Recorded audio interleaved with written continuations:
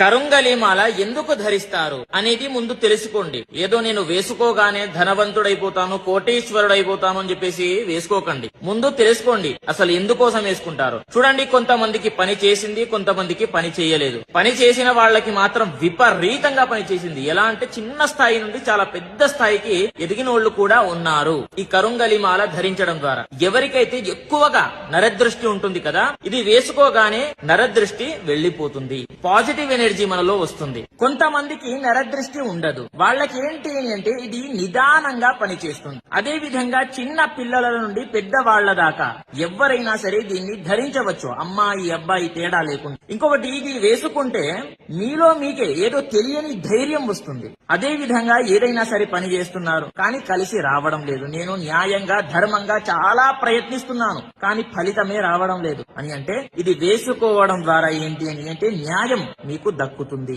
న్యాయం ఎక్కడైతే ఉంటుందో అక్కడ ఖచ్చితంగా ఇది ఉంటుంది అనేది గుర్తు పెట్టుకోండి, చాలా పవర్ఫుల్.